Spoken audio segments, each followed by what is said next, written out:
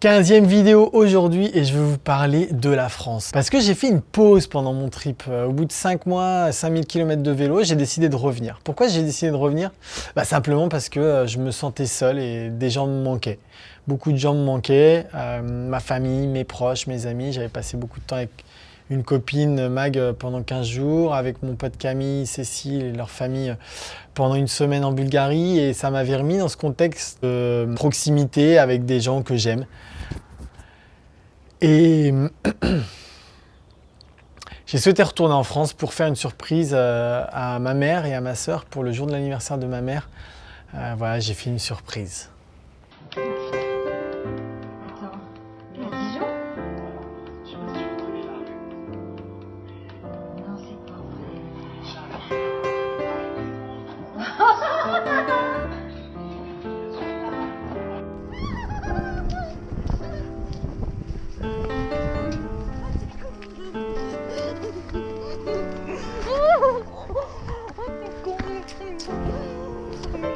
va? Ouais. Mais on n'a pas mangé pour lui.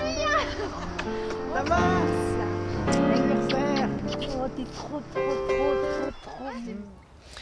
J'en ai profité pour voir mon père, ma famille, un certain nombre d'amis avec qui j'avais perdu des relations pendant plusieurs années. J'ai pris le temps, ça a duré un mois. Et ça m'a fait beaucoup de bien de prendre du recul sur cette situation, sur ce voyage. J'avais l'impression d'avoir mis de côté plein de choses grâce à mon voyage. Et avec cette pause, je me suis retrouvé confronté avec ces démons, ces travers, ces défauts qui venaient me picorer la tête et me faire comprendre que j'en avais pas terminé avec tout ça. Pour vous dire que cette pause m'a fait du bien, je me suis écouté, je suis revenu, ça m'a ressourcé énormément, ça m'a permis de prendre du recul sur ce voyage, que j'avais encore un long chemin à faire. Et je suis vraiment reparti